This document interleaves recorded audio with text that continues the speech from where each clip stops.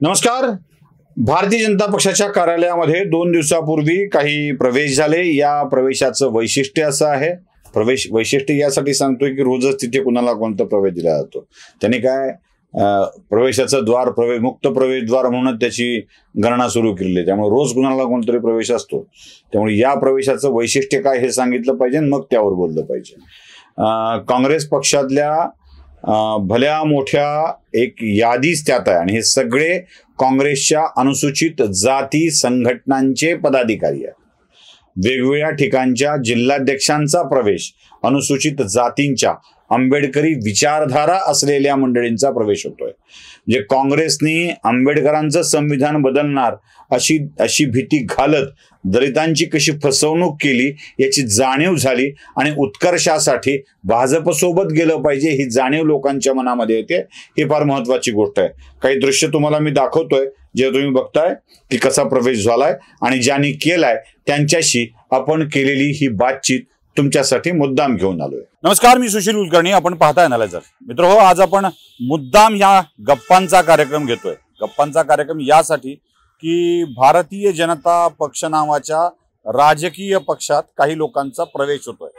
सध्या भाजपला भरती आली आहे आणि त्यामुळं बरीच माणसं भाजपमध्ये येऊ लागली आहेत. माझ्याकडे काही मी तुम्हाला दाखवतो, जरा बाजूला बघा. या सगळ्या माणसांचा प्रवेश होतोय आणि हा शिवसेनेतून नाही, अजून कुठून नाही, तर काँग्रेस पक्षातून ही मंडळी भारतीय जनता पक्षात प्रवेश करतायत. खरं तर अशा प्रवेशांचा व्हिडिओ करून त्याबाबतचं विश्लेषण करण्याची फारशी आवश्यकता नाही पडत कधी, आणि आपण तो प्रयोग केलेला पण नाहीये. मी यासाठी हा प्रयोग करतोय की हा प्रवेश जरासा वेगळा आहे. म्हणजे महाराष्ट्रातल्या काँग्रेस पक्षाच्या अनुसूचित जाती आघाडीतील वेगवेगळ्या लोकांचा प्रवेश इथे होतो आहे. म्हणजे ज्याला आपण उपेक्षित, वंचित असा वर्ग म्हणतो राजकारणातून, त्यांचा हा प्रवेश होतो आहे. सत्ता आली म्हणून भाजपात येणाऱ्यांची संख्या प्रचंड आहे. म्हणजे इकडून आमदार आला, तिकडून माजी आमदार आला, अशा लोकांची संख्या प्रचंड आहे. ही जी गर्दी दिसतीये ती गर्दी अशीच सत्ता आली म्हणून आहे की आणखी काही म्हणून आहे, ते आपण त्याच लोकांशी जरा बोलून बघूया. आपल्यासोबत साळवेजी आहेत. साळवेजी, आपण दीर्घकाळ उपेक्षितांचं, वंचितांचं राजकारण नाशिकमधून केलेलं आहे, काँग्रेस पक्षाशी निगडीत राहिलेले आहात. आज अशी अचानक काय गरज वाटली तुम्हाला की सत्ताधारी असलेल्या, त्याला डबल इंजन म्हणतात महाराष्ट्रात, त्या डबल इंजन मध्ये आपले डबे जोडावे वाटले? खरं तर काँग्रेस समाजवादी विचाराचा होता आणि आता इथून पुढे तो राहील याची काही गॅरंटी नसल्यामुळे आम्ही या ठिकाणी आलो आहोत. भारतीय जनता पक्षाकडे आत्तापर्यंत हा पक्ष उच्चवर्गीयांचा आहे. या पक्षामध्ये वंचित, दलित, आदिवासी या पक्षाचं काही घेणं देणं नाही अशी भूमिका नेहमी काँग्रेसकडून मांडली गेलेली होती. मात्र गेल्या 10 वर्षात नरेंद्र मोदी साहेब आणि या राज्यातलं भारतीय जनता पक्षाचं फडणवीस साहेबांचं जे सरकार आहे, या सरकारने दलित, आदिवासी आणि इथल्या वंचित बहुजनांसाठी केलेले उपक्रम हे जर बघितले तर असं लक्षात येतं की 70 वर्षामध्ये ज्या गोष्टी काँग्रेसकडून नाही झाल्या त्या गोष्टीची भारतीय जनता पक्षाने आता एक मिनिट मी थांबवतो तुम्हाला. काय प्रत्येक वेळेला आपण एक असं वाक्य नेहमी वापरतो की नाही झालेल्या गोष्टी झाल्या. त्या झालेल्या गोष्टी कोणत्या असं वाटतं याचा प्रभाव तुमच्यावर पडलाय? बिलकुल. खरं तर माझ्यासारखा माणूस जो आर्थिक आणि ह्या विश्लेषणात्मक गोष्टीवर खूप भरोसा ठेवणार आहे, 60-70 वर्षामध्ये एक गोष्ट अशी जाणवली की दलित माणूस नेमका दलितच का राहिला.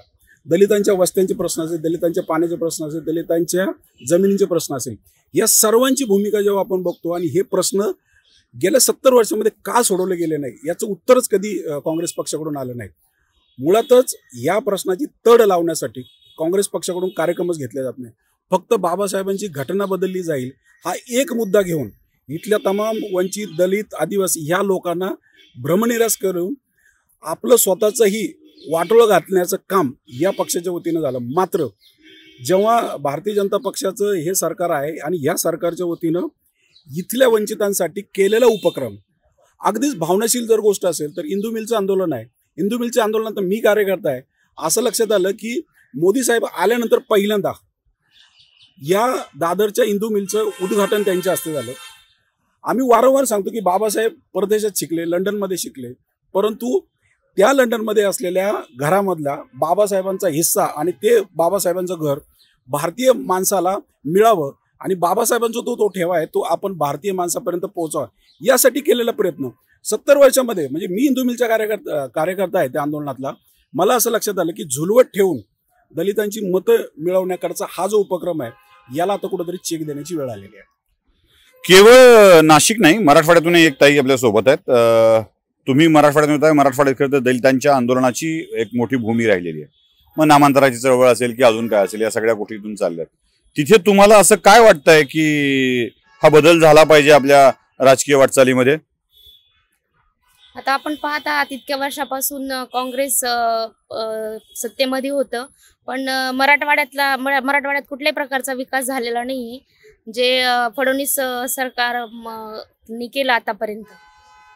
म्हणजे हे सरकार दलितांचा फायदा करेल, विकासात आणेल असं वाटतं? विश्वास आहे तुमच्या मनामध्ये मराठवाड्याच्या भूमीतून? नक्कीच, कारण आता तुम्ही पाहिलं की जो काही लॉंग मार्च आला होता परभणीमधून, त्यांनी फडणवीस साहेबांनी त्यांना चांगल्यापैकी म्हणजे सहकार्य केलं आणि न्याय मिळवून देण्याचं, आणि न्याय मिळालाच त्या लॉंग मार्चला. त्या पद्धतीचं काम फडणवीस सरकार करत आहे आणि खरंच खूप चांगलं काम आहे त्यांचं. खरं तर हा न्याय मिळवण्याचा जो प्रकार आहे ना तो खूप मोठा आहे. कोकणातूनही काही माणसं आपल्याकडे आलेली आहेत, आपण त्यांनाही बोलूया. जालन्यातली अजून एक मराठवाड्यातल्या माणसं आहेत आपल्याकडं, मग पुन्हा आपण बोलत्या माणसाकडे जाऊया. तसा पुन्हा जो त्यांना प्रश्न विचारला तोच की ही आंदोलनाची भूमी आहे, न्याय मिळतोय असं वाटतंय.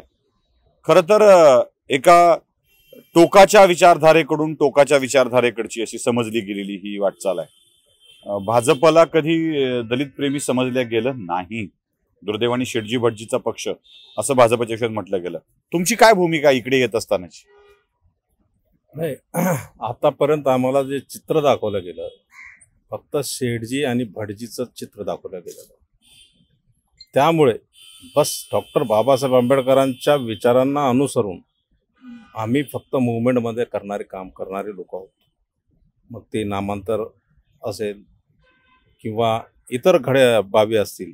बाबासाहेब आंबेडकरी मुवमेंटमध्ये आम्ही असताना बालवयीन असताना पासून आम्ही गुन्हे दाखल करतात. माझ्यावर 47 गुन्हे दाखल आहेत. पण आजपर्यंत राजकीय फक्त हे लोकहिताच्या याच्यासाठी गुन्हे दाखल होते, परंतु आम्हाला आजपर्यंत 70 वर्षापासून काँग्रेस हे फक्त दलितांची मतं घेण्यासाठी समोर आहे, परंतु 70 वर्षामध्ये दलित, अनुसूचित जाती, जमाती आणि आदिवासी यांचा खास प्रभाव झालेला दिसत नाही. कालांतरानं आता BJPला तसं काही शेटजी आणि भटजी यांचं सरकार म्हणता येणार नाही. त्याचं कारण आहे, कालांतरांनी मोदीजींनी काही योजना काढल्यात महाराष्ट्रात बऱ्याच ठिकाणी. आता आम्ही एक साधा प्रश्न, तुम्ही गुन्ह्यांचा उल्लेख केला. जालना जिल्ह्यात गुन्हे वापस घ्या अशी एक जोरदार मागणी सारखी होती. ते गुन्हे निघून जावेत म्हणून महाप्रवेश आहे? नाही, कधीच नाही. आंबेडकरी मुवमेंटचा माणूस कशाला घाबरत नाही. मी इथे जरी असला ना काही होणार नाही माझं. गुन्ह्याला आम्ही सामोरं जाऊ, आणि इथे जरी दलितांवर जर अन्याय होत असेल तरी मी तुमच्या BJPच्या कार्यकर्त्याला म्हणा किंवा आमदारांना म्हणा, त्यांच्याशी फाईट करण्याची ताकद आम्ही ठेवतो. साहेब, काँग्रेसमध्ये असताना सुद्धा आमच्यावर काही अन्याय अत्याचार झाले तरी सुद्धा आम्ही काँग्रेसच्या कार्यकर्त्यांना म्हणा, मोठ्या पदाधिकाऱ्यांना म्हणा, बोलण्याची निर्भीड ताकद आमच्या. दोन फाईट मधला फरक काय वाटतो? फाईट मधला फरक असा वाटतो, म्हणजे भाजपच्या सोबत करायची फाईट आता जी तुम्हाला वाटते ती आणि काँग्रेस सोबत केलेली थोडंसं अडचण जाईल साहेब. काळजावर दगड ठेवून आलेलो आहोत. जर आम्हाला मदत केली याच्या पुढे की खरंच तुम्ही अन्याय अत्याचाराला दूर कराल, बऱ्याचशा ठिकाणी आपल्या कार्यकर्त्यांनी म्हणा, आपल्या नेत्यांनी म्हणा, बऱ्याच ठिकाणी दलितांमध्ये ते अन्याय आहे, तो जर दूर करण्याचा प्रयत्न करत असतील, आमच्या समाजाच्या प्रती जर BJPने दाखवला असेल काही चांगला भाव, तर आम्ही 100% आम्ही तुमच्यासोबत राहू. हे जे म्हणतायत की दगड ठेवून वगैरे सगळा हा जो प्रकार आहे तो खरंच ही एक भावना आहे अजूनही मनामध्ये की ती हळूहळू दूर होते? म्हणजे सामाजिक समतेकडून सामाजिक समरसतेकडे जाण्याचा, म्हणजे समरसता हा शब्द मी जरा वेगळ्या अर्थाने वापरतो. समता म्हणजे दोन वेगवेगळ्या पातळीवर आहेत आणि समरसता म्हणजे पातळ्याच नाही आहेत, त्याला ते समरस झालेलं आहे, एकमेकात मिसळलेलं आहे. हे असा काही तुम्हाला वाटतं यांच्या ज्या भावना आहेत त्या? हो, त्या भावना बरोबर आहे. कारण असं आहे की अजूनही जात व्यवस्था तशीच आहे, आणि जेव्हा धर्म आणि जात याची सरमिसळ झाली तेव्हा असं लक्षात आलं की अन्याय करणारा एक विशिष्ट वर्ग आहे, ज्याच्यामुळे आज दलित मराठवाड्यातली ही जी मंडळी आहेत या सगळ्यांवरती झालेलं अन्यायाचं मूळ रूप काय आहे, तर असं लक्षात येतं की एक विशिष्ट वर्गाला वारंवार ह्या वर्गाबरोबर दुसरी भावना ठेवायची आणि यांच्यावरती अन्याय करायचा. तो अन्याय आर्थिक पातळीवरचा असेल, सामाजिक पातळीवरचा असेल, आणि बाबासाहेबांना स्वीकारण्याची जी मानसिकता आहे इतर समूहाची आणि मूळ आंबेडकरी समूहाची, याच्यामधला एक भेद आहे, ज्याच्यामुळे समता आणि समरसतेमधली एक हेअर डिस्टन्स असलेली अंतर हे कायम आहे. मात्र गेवंडे साहेबांनी जी गोष्ट सांगितली की आत्ता आम्ही ह्या ठिकाणी येतो आहोत म्हणून काँग्रेसवाल्यांनी अन्याय कमी केला आणि यांनी कमी करणार नाही, असं नाही. हे समाज मन आहे आणि समाज मन बदलण्यासाठी आपल्या सर्वांना एकत्र यावं लागेल, ज्याला आपण समरसता असं म्हणतो. राजकारणामध्ये खूप काही अशा गोष्टी घडत असतात ज्या गोष्टींची आकलन समजून घेणं आवश्यक आहे. म्हणजे एखादा पक्ष आम्ही समर्थक आहोत एखाद्या वर्गाचा असं दाखवत असतो आणि तो त्यांच्या बाजूनी काम करतो असं लक्षात येतं. मग लोक बाजूला सरकतात, त्यातून आपला पक्ष काढतात. म्हणजे केवळ काँग्रेसच किंवा राष्ट्रवादी असं नाही, काही दलित पक्ष सुद्धा स्थापन झाली. मग रिपब्लिकन पार्टी ऑफ इंडिया आला, भारी बहुजन महासंघ आला, त्याचा पुढे वंचित बहुजन आघाडीत रूपांतर झालं. रिपाईचे तर काय ए टू झेड इस दिल के टुकड़े, इस दिल के टुकड़े जिस दल के टुकड़े हुए हजार, कोई यहाँ गिरा कोई वहां गिरा, अशी स्थिती आली. या सगळ्यामध्ये हे दलित पक्षाचं राजकारण यासाठी उपयुक्त ठरणार नाही असं तुम्हाला वाटतंय का? म्हणजे स्वतंत्ररित्या एका वर्गाला घेऊन, जसं AIMIMच्या बाबतीत आपण बोलतो तसं दलित पक्षाचं राजकारण उपयुक्त ठरणार नाही असं तुम्हाला वाटतंय का? लोकशाहीत सर्वात महत्त्वाचं असतं लोकसंख्येला महत्त्व आहे. मुळात रिपब्लिकन पक्ष आणि असलेले असंख्य गट यामधला एक भेद आपण जरा जातीनिहाय शोधायला हवा. महाराष्ट्रात 3 प्रमुख जातींचं वलय आहे. आत्ताची नवबौद्ध, कालची महार, आत्ताची चर्मकार, आत्ताची मातंग समाजातली, या सगळ्यांची जर आकडेवारी बघितली आणि एकूण 13% असलेलं दलितांची लोकसंख्या किंवा ती आता 15% पर्यंत आली 2011च्या सेन्ससनुसार. मुळात असं होतं की 6% असलेला इथला नवबौद्ध समाज हा आता इतक्या गटात विभागलेला आहे आणि 6% असलेला समाज हा कधीही सत्तेत जाणार नाही, हे 100% खरं आहे. मात्र आपल्या अस्तित्वाची लढाई, आम्ही आंबेडकरवादी आहोत हे सांगण्यामध्ये ही सगळी गट कार्यरत आहे. मात्र ह्या सगळ्या गटांना प्रत्यक्ष सत्तेचा लाभ हा कधीही मिळणार नाही. सत्तेचा लाभ मिळवायचा असेल तर तुम्हाला राष्ट्रीय पक्षासोबत जावं लागतं. म्हणून इथले सगळे जे गट तट आहेत हे कुणाच्या तरी वळचणीला बांधले गेलेले आहेत आणि हे आयुष्यभर असंच होत राहणार आहे. मात्र यामुळे त्या समाजातलं नुकसान काय होतंय, तुम्ही आर्थिक, सामाजिक आणि राष्ट्रीय पक्षासोबत गेलं की सत्तेत राहायला मिळतं, याचं उत्तम उदाहरण आठवले आहेत, रामदास आठवले आहेत 100%. त्यामुळे आपण असं म्हणूया की ह्या समाजाचा जर विकास करायचा असेल तर तुम्हाला या राष्ट्रीय पक्षासोबतच जोडून घ्यावं लागेल. अन्यथा आपण कोरोनामध्ये जसं आयसोलेशन झालं होतं तशी अवस्था आज इथल्या नवबौद्ध आणि इतर समूहाची झालेली आहे. मी एक छोटा प्रश्न अजून विचारतो. हे सगळं स्थित्यंतर घडवताना, राजकीय पक्षांच्या भूमिका बदलताना आपण जी वर्गवारी करत असतो नेहमी, आपल्याकडे एक सोपं काम असतं बघा की पहिल्यांदा हिंदू म्हणायचं, मग हिंदू हिंदूएतर म्हणायचं, मग दलित हा शब्द आणायचा, दलितात बौद्ध, नवबौद्ध आणि बौद्धेतर असा एक वेगळा प्रकार करायचा. त्यातही पुन्हा वर्गवारी, अनुसूचित जाती, जमाती, OBC, NT, VGNT ही सरकारी आणायची, त्यातही पुन्हा वेगवेगळ्या जाती सांगायच्या. कुठंतरी आता दलित किंवा मागास, सामाजिक दृष्ट्या मागास हा शब्द मी वापरतो, दलित जरा कायद्याने वापरायला बंधन आहे म्हणून, सामाजिक दृष्ट्या मागास असलेल्या वर्गाचं एकत्रीकरण करून त्याला आपल्या मागासपणाची जाणीव करून देत त्याचं एकत्रीकरण करण्याची आवश्यकता आहे. या सगळ्या खंडित झालेल्या प्रकाराला दूर करून जरा एकत्र आणण्याची आवश्यकता काय, त्याला कसं करता येऊ शकेल? खरं तर जो समूह, ज्याला वंचित म्हणूया, दलित म्हणूया, आदिवासी म्हणूया, आत्ताशी कुठेतरी मेन स्ट्रीम मध्ये घुसण्याचा प्रयत्न करत आहे आणि मेन स्ट्रीम मध्ये येणारे जेवढे प्रॉब्लेम्स आहेत ते प्रत्येकाला फेस करावे लागणार आहेत.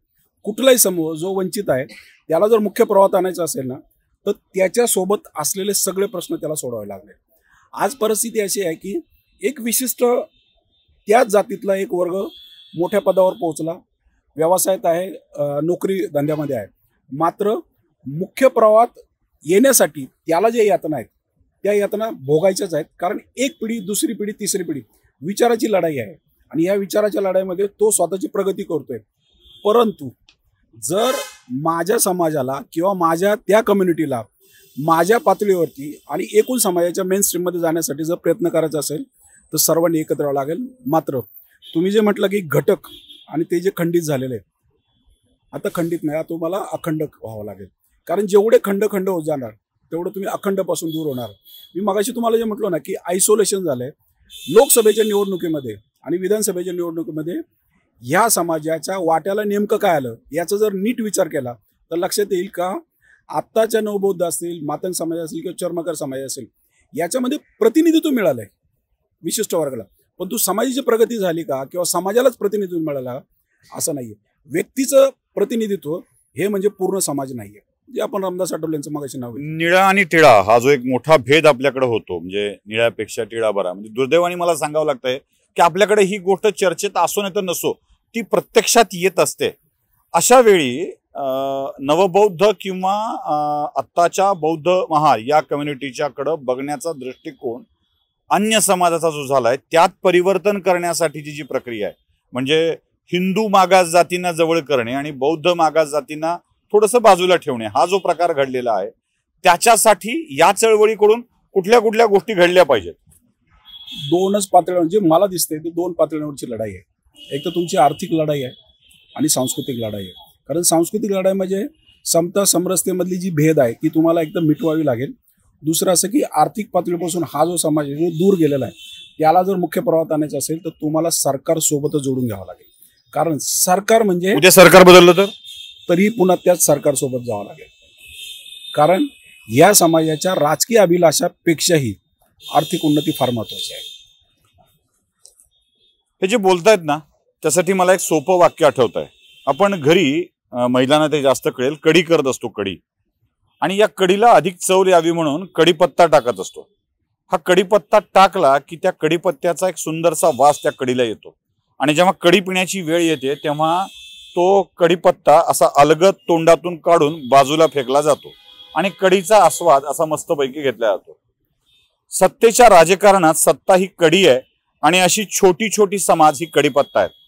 त्या सत्तेला चव यावी, त्या सत्तेला अधिक रंगतदार करावं यासाठी हा कढीपत्ता वापरला जातो. कधी मुसलमानांचा वापर तर कधी दलितांचा वापर. शाहू फुले आंबेडकर नावाचा एक असाच शब्द की जो आपल्याकडं सोयीनी वापरला जातो आणि त्या वर्गाची जातीय समीकरणं जुळवून सत्य देण्याचा प्रयत्न केला जातो. महाराष्ट्राच्या राजकारणात कुणाला वाटेल मी भाजपचं समर्थन करतोय, वाटू दे, काय फरक पडत नाही, कुणाच्या वाटण्याने काय फारसा फरक पडत नाही, या समीकरणाला छेद देत दलितांना, विशेषतः वेगवेगळ्या प्रवर्गातील दलितांना सत्तेच्या प्रवाहात समाविष्ट करून घेत या पक्षांनी समता आणि समरसतेच्या मधली, साळवेसाहेब म्हणतात तसं, ती एक पुसटशी रेषा मिटवण्याचा प्रयत्न चालवला आहे. त्यामुळे त्यांनी तरी सत्तेच्या सोबत येण्याचा निर्णय घेतलाय. ते हेही स्पष्टपणे म्हणाले की सत्तेसोबत जावं लागेल, कारण प्रश्न येतो तो सत्तेच्या सोबत राहताना आपला समाजाचा उत्कर्ष करून घेण्याचा. एक गोष्ट सांगू, अशी ताकदीची माणसं सत्तेच्या सोबत आली, खरं तर ही माणसं पासंगाचं माप असतात आणि अशी पासंगाची माप एखाद्या पक्षाच्या, राजकीय पक्षाच्या सोबत आली की सत्तेचं पारडं आपोआप झुकत असतं. त्यामुळं या अशा माणसांच्या येण्यामुळं सत्ता कोणीकडे जाणार आहे हे लक्षात येतं. हे कोणते नेते नाही आहेत, हे जे तुम्ही बघताय, मी पुन्हा एकदा सगळे दाखवायला होतो, हे कुठले नेते नाही आहेत, ही सामान्य माणसं आहेत जी आपल्या समाजासाठी आपल्या अंगावर गुन्हे घेऊन जगतायत, जे आपल्या समाजासाठी झगडतायत. त्यांना आपला कढीपत्ता होणं आता आवडत नाहीये, म्हणूनच त्यांनी या प्रकारचे निर्णय घेतलेले आहेत. बघूया, काळ अजून पुढे जायचा आहे, यांचा निर्णय यशस्वी होतो का, पण पाऊल मात्र सकारात्मकतेनं उचललंय, त्यामुळे त्या पावलाचं स्वागत करावं लागेल. आपण चॅनलला लाईक, शेअर, सबस्क्राईब करायला विसरू नका. धन्यवाद.